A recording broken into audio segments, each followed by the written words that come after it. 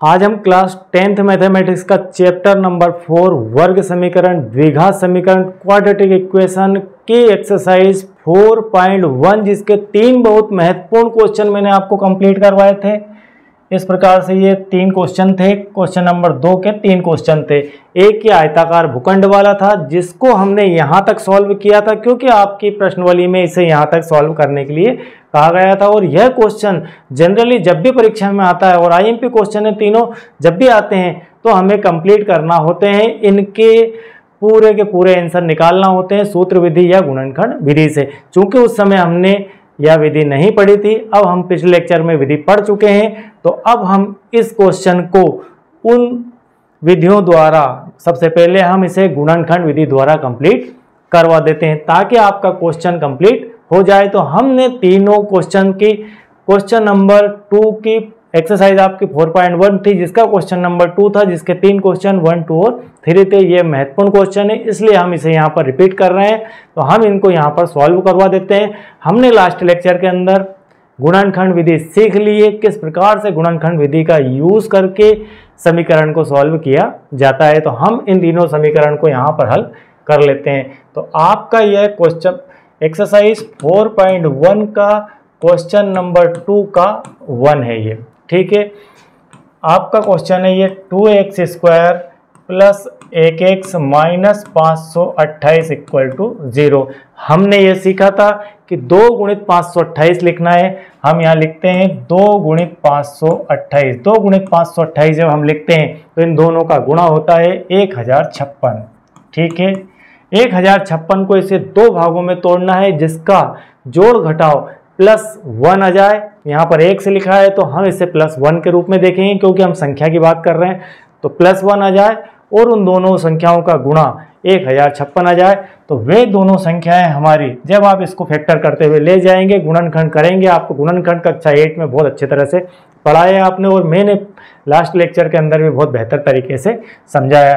तो आप 1056 को जब फैक्टर करते हुए जाएंगे तो उन फैक्टरों के अंदर आपको मिलेगा 33 और 32, तो 33 और 32। जब इन दोनों का मल्टीप्लाई करते हैं तो 1056 आता है और 33 में से 32 माइनस करते हैं तो प्लस का 1 आता है। इसी को हम यहाँ पर यूज करते हैं।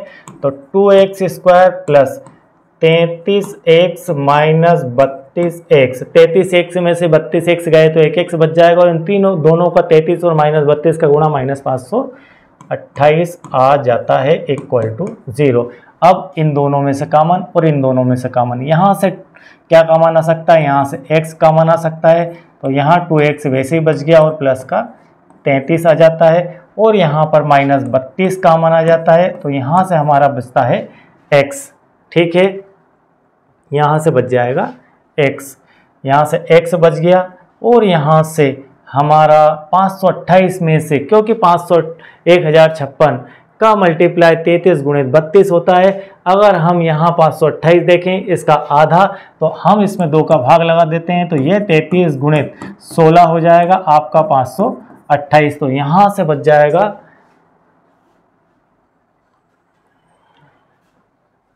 गड़बड़ कहीं हुई है।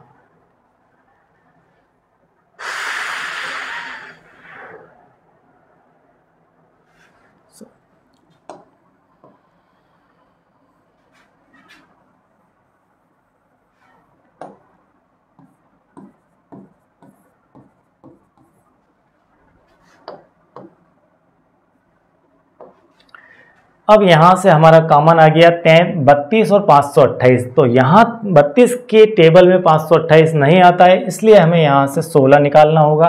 तो 16 कॉमन निकाल लिया हमने, तो यहाँ से बचता है 2x। अब थोड़ा सा यहाँ भी ध्यान रखना है कि यहाँ 2x बच चुका है इसलिए यहाँ पर 2x आएगा और 2x माइनस 528 में से जब आप 16, तो 16 गुणित 33 अगर आप करते हैं तो आपको 528 मिल जाएंगे। 16 48 और 16 48 और 4 52, ठीक है। तो इस प्रकार आपको यहाँ पर मिल जाएगा 33 इक्वल टू 0 और वह भी प्लस का, क्योंकि माइनस कॉमन आ चुका है। तो 2x प्लस 33, 2x प्लस 33 दोनों जगह आ चुका है। अब यहाँ से 2x प्लस 33 कॉमन निकाल लेते हैं। यहाँ बच गया हमारा x माइनस 16 अब इन दोनों का मल्टीप्लाई 0 है। हम जानते हैं कि कोई भी दो फैक्टरों का मल्टीप्लाई 0 या दो ब्रैकेट के अंदर या दो संख्याएं उन दोनों का गुणा 0 है तो उसमें से एक संख्या हमारी 0 होना है।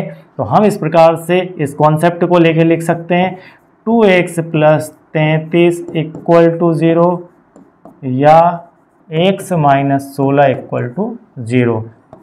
तो यदि 2x + 33 = 0 होता है तो x का मान क्या आ जाएगा, तो x = 33 आपका उस तरफ जाएगा बराबर के, तो माइनस हो जाएगा और 2 उसके बटे में जाएगा, मतलब -33/2। और यदि आपका x - 16 = 0 है तो x बराबर प्लस का 16 आ जाएगा। इस प्रकार आपके यहाँ पर दो आंसर मिलते हैं, एक आंसर यह मिलता है और एक आंसर आपका यह मिलता है। दो आंसर आ चुके हैं। अब हम क्वेश्चन पर चलते हैं वापस कि उस क्वेश्चन में कौन सा आंसर फिट बैठता है। हमने यहाँ पर इस क्वेश्चन को सॉल्व किया है, एक आयताकार भूखंड का क्षेत्रफल वाला। तो इसके जो आंसर आए हैं वे आंसर आए हैं x = 33/2 और x = 16। तो यहाँ पर हम x बराबर -33/2 को कैंसिल करेंगे। वो इसलिए कैंसिल करेंगे क्योंकि कभी भी दूरी ऋणात्मक नहीं होती है, दूरी हमेशा धनात्मक होती है। यहाँ बात दूरी की चल रही है, लंबाई और चौड़ाई दो दूरियां हैं तो हमेशा दूरी धनात्मक होती है। तो हम x बराबर 16 को सिलेक्ट करेंगे और x बराबर 16 को सिलेक्ट यदि करते हैं तो हमारी विड्थ हो जाएगी 16 मीटर, क्योंकि विड्थ को ही हमने यहाँ पर चौड़ाई को 1 मीटर माना था। तो ये हो गई आपकी 16। वो लंबाई इसकी दुगने से एक अधिक है, दुगने से एक अधिक है मतलब 33 मीटर। तो ये हो जाएगी 33 मीटर और ये हो जाएगी 16 मीटर। तो इस प्रकार से ये क्वेश्चन आपका कंप्लीट हो जाएगा। आधा एक पार्ट में था और आधा यहाँ पर करवा दिया है।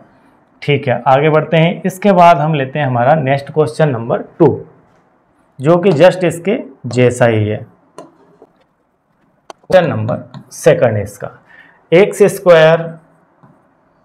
+ 1x - 306 = 0।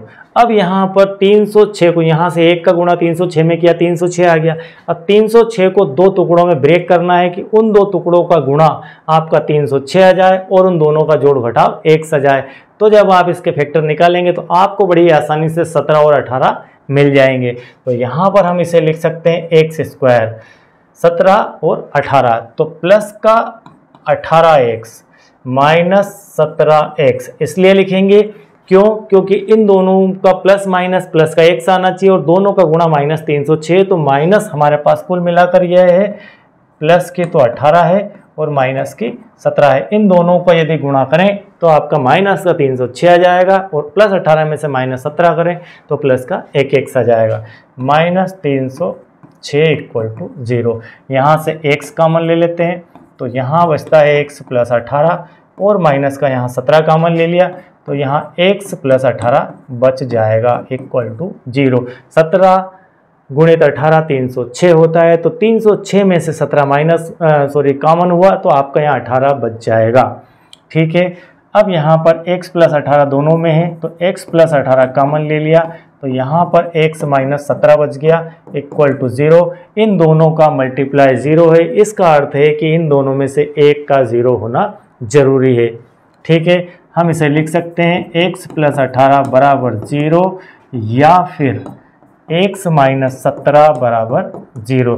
दोनों में से एक 0 है तभी जाके इन दोनों का गुणा 0 होता है।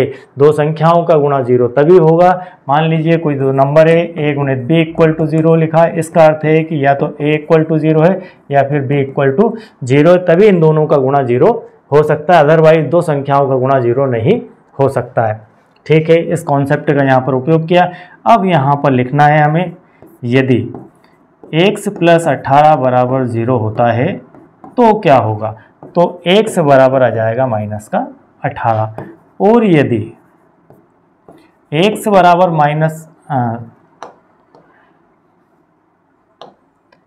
x - 17 = 0 लिया तो आपका x का वैल्यू आ जाएगा प्लस का 17। तो इस प्रकार के आपके पास दो वैल्यू आ चुकी है, एक वैल्यू आ चुकी है x बराबर 18 और एक वैल्यू आ चुकी है x बराबर 17। अब हमें सिलेक्ट करना है कि हमारे क्वेश्चन में कौन सी वैल्यू फिट बैठेगी। अब हम वापस क्वेश्चन की तरफ चलते हैं। क्वेश्चन हमारा यह था कि दो क्रमागत धनात्मक पूर्णांकों का गुणनफल -306 है। हमारा जो आंसर आया वो ये आया है कि x बराबर तो आया है प्लस का 18 और एक आया है, फिर से देख लेते हैं एक बार, माइनस का 18 और प्लस का 17, माइनस का 18 और प्लस का 17, ये हमारे आंसर आए हैं। अब इनको हम टैली करते हैं। क्रमागत है, ठीक है, दोनों क्रमागत नहीं है। क्यों नहीं है? क्योंकि एक प्लस है और एक माइनस है, बहुत डिस्टेंस है इन दोनों में, तो ये क्रमागत नहीं है। आगे बढ़ते हैं, तो इसमें से एक आंसर सिलेक्ट करना है। क्योंकि हमने एक को ही माना है, एक x है और एक x प्लस 1 है, हम यहाँ पर x बराबर 17 को सिलेक्ट करेंगे। उसका कारण है, क्यों, क्या कारण है कि धनात्मक 18 हमारा धनात्मक नहीं है, 18 हमारा धनात्मक नहीं है। इस कारण से आपको क्वेश्चन करवाते समय मैंने कहा था कि धनात्मक वर्ड का यूज़ कहाँ होगा।